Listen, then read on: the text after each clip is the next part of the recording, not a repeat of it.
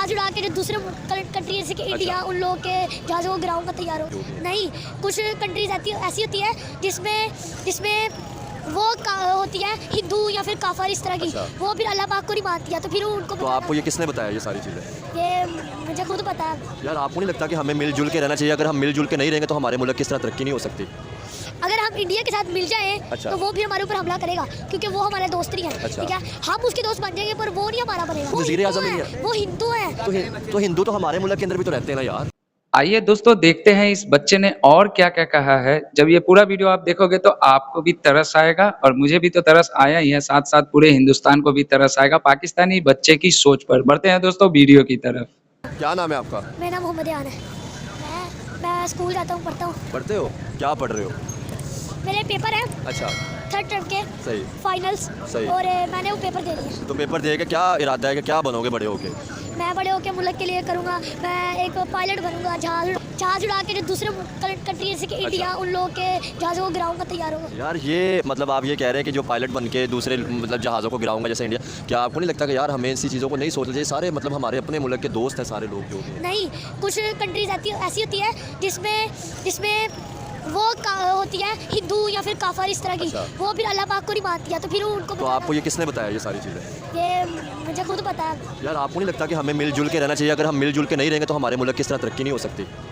अगर हम इंडिया के साथ मिल जाएं तो वो भी हमारे ऊपर हमला करेगा, क्योंकि वो हमारे दोस्त नहीं है। ठीक है, हम उसके दोस्त बन जाएंगे पर वो नहीं हमारा बनेगा। कि आपको किसने कहा कि वो हमारे ऊपर हमला करेगा? आपको नहीं लगता? मेरी जान के अगर देखें, अफगानिस्तान इस्लामी मुल्क है, हमारे साथ है, ईरान है, उनके भी सऊदी अरब का तो आपको पता होगा, उनके भी तो हिंदुस्तान के साथ इंडिया के साथ बड़े अच्छे ताल्लुकात हैं, तो फिर हमारे ऊपर ही क्यों हमला करेगा? तो दूसरे कंट्रीज पे भी हमला कर सकता है कि हर एक कंट्री के एक दूसरे मुल्क के साथ होती है। यार मुझे ये बताओ, जैसे अगर मैं अब आपको बताऊँ, आपकी एज कितनी है? मेरी 10 ईयर्स। 10 ईयर्स। अगर मैं आपको बताऊं कि दुनिया जिस तरह तरक्की करती जा रही है, इंडिया की बात की जाए या बाकी मुल्कों की बात की जाए, आपको नहीं लगता था कि यार हमें देख के सीखना चाहिए था? इवन कि हमें दुश्मन मुल्क या वो सारी चीज़ें नहीं करनी चाहिए। देखें ना, अगर हम मिल के रहेंगे तो तरक्की हो सकती है, जैसे उन्होंने तरक्की की है। शायद आप अभी बहुत छोटे हो तो ये सारी चीज़ें नहीं, बात ये हम भी उनके साथ मिलकर तरक्की कर सकते हैं। पर वो हमें अपना दोस्त नहीं मानते, हम तो उनको मानते हैं। लेकिन वो कहते हैं कि ये हमें दोस्त नहीं मानते। जब भी हम इनसे बात करने की कोशिश करते हैं तो ये मतलब हम किससे बात करें? क्योंकि आपको पता है हमारा कोई वज़ीर आज़म नहीं है। वो हिंदू है। तो हिंदू तो हमारे मुल्क के अंदर भी तो रहते हैं ना यार। हमारे मुल्क के अंदर भी रहते हैं, तो फिर कुछ भी नहीं। देखिए, अगर पहले की बात की जाए ना, मतलब 76 साल हो गए मुल्क बने को, उससे पहले भी तो हिंदू मुस्लिम इकट्ठे रहते थे। तो तब तो वो बात अलग थी। अच्छा। पर अब अलग है। वो हमारे भी मुस्लिम उनकी साइड रहते हैं, और उनकी साइड भी जो जितने हैं वो हमारे यहाँ पे रहते हैं। लेकिन आप मुझे बताओ ना, हमेशा ये कहा जाता है कि हमारे यहाँ पे जुल्म होता है, लेकिन हमारे अपने मुल्क के इतने हालात ख़राब हो गए हैं, हम उनको ख़त्म नहीं कर सकते, क्योंकि वहाँ पे हमारे मुस्लिम लोग रहते हैं। अगर वो एक साइड हो जाए ना, हमारी आ जाए, और हिंदू हमारे जो है वो उनकी साइड आ जाए, तो फिर बात बन सकती, फिर हम उनको मार सकते हैं। क्या आपको नहीं लगता कि यार हमें अब एजुकेशन अवेयरनेस की ज़रूरत है? बेटा, ये सारी दुश्मनी वाली चीज़ों से निकल के मुल्क को बेहतर करने की ज़रूरत है। तो ये तो बात है। यही बात है ना कि अगर आप तरक्की करोगे, बड़े होगे, तो हमारे मुल्क का नाम रोशन होगा। अगर हम दुश्मनी ये सारी चीज़ों में पड़े रहेंगे, आप देखो आज मैं अगर आपको बात बताऊं, जैसे कि हम कहते हैं कि फ़लस्तीन में जुल्म हो रहा है, तो हम क्या कर सकते हैं उनके लिए? हमारे पास टेक्नोलॉजी नहीं है कोई, वो अब मिसाइल मार के हमें उड़ा देंगे, तो फिर हम कहाँ जाएगा हमारा ये जज्बा? हमारे पास भी है, हमारे पास एटमी ताकत है। तो फिर यूज़ क्यों नहीं करते? फिर मतलब देखे ना, इतने इजरायली मतलब फ़लस्तीनी मारे गए, तो फिर क्यों नहीं इस्तेमाल नहीं करते? ये बहुत से मुल्क कर रहे हैं, ये फ़लस्तीन को कोई भी नहीं बचा रहा। आपको पता है 57 मुल्क है इस्लामी मुल्क, लेकिन सारे चुप हैं। क्योंकि देखिए, मुझे भी पता है कि सारे चुप हैं। अच्छा। पर मैं चुप नहीं हूँ। अगर मैं इनकी तरह बड़ा होता ना, तो मैं इंशाल्लाह फ़लस्तीन को बचाता। अच्छा। पर मैं इसलिए नहीं बचा पा रहा क्योंकि मैं कुछ कर नहीं सकता। पहले तो देखो ना, अपने मुल्क के जो हमारे हालात हैं, हमें उन पे फोकस करना चाहिए कि हमारे बलूचिस्तान में, आपको पता है मैं ना बलूचिस्तान गया हुआ था, वहाँ पे 82 अटैक हुए, धमाके हुए हैं, ब्लास्ट हुए हैं वहाँ पे मुसलमानों को। आपको नहीं लगता था कि पहले अपने मुल्क को बेहतर करना चाहिए था? हमारे जो आम लोग हैं इनको करना चाहिए था, फिर उसके बाद हम सब जगहों की बातें करते हैं। क्या समझते हैं? समझता हूँ कि जैसे आप गए हैं अफगानिस्तान में, वहाँ पे बमबारियाँ हुई हैं, तो उनको चाहिए कि वो जिस कंट्री ने उनके ऊपर की है, जैसे कि अफगानिस्तान ने हमारे ऊपर की थी, तो उन्होंने इंटरव्यू में कहा था। आप मुझे ये बताएं, जंग जो होती है ना, जब जिस मुल्क में जंग होती है तो वहाँ पे सिर्फ कत्लो गारती होती है, ठीक है ना? अब आप देखें, जैसे कि अगर आपको मैं बताऊँ कि 2 मुल्कों की जंग चल रही थी अभी, आपको फ़लस्तीन इजराइल की, कितने लोगों की जाने जा रही है, तो आपको नहीं लगता था कि यार अब मतलब हमारी जो गवर्नमेंट ने किया वो तो एक साइड पर चीज़ है कि जंग को रोकना चाहिए, जंग की तरफ टेक्नोलॉजी पर फोकस करना चाहिए जो मुल्क को बेहतर कर सके, टेक्नोलॉजी पे, इकोनॉमी पे। जो जंग है आजकल माशियत यानी कि तरक्की जो जिसे कह सकते हैं, पहले हम खुद तरक्की कर लें, हाँ, ये बच्चे ने कमाल की बात कर दी है। शायद ये 10 साल का बच्चा ये चीज़ समझता है कि पहले खुद बेहतर कर ले, उसके बाद दूसरों को भी बचा लेंगे। 10 साल है, 10 साल उसने बताया है। चले बहुत शुक्रिया बेटा, पढ़ के ये मतलब दुश्मनी की ये सारी चीज़ों के नारे दूर करके पहले मुल्क को बेहतर करना चाहिए, क्योंकि आप देखें ना जब मिल के आप लोग चलते हैं तो तरक्की होती है। तो ये है पाकिस्तान की फ्यूचर, पाकिस्तान की जो बच्चों का जो एक फ्यूचर है, किस तरह से पाकिस्तान के बच्चों को बर्बाद किया गया है बचपन से ही। ये आज से नहीं बल्कि 1947 से शुरुआत हो चुकी है दोस्तों।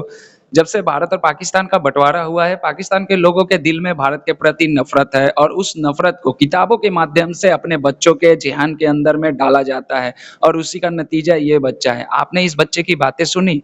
ये बच्चा मतलब कहीं से भी आपको एक नॉर्मल बच्चा नहीं लग रहा है। इसके दिमाग में मतलब भारत के लिए इतना ज़हर भरा हुआ है कि सच बताऊँ तो मेरे घर में भी 2 बच्चे हैं।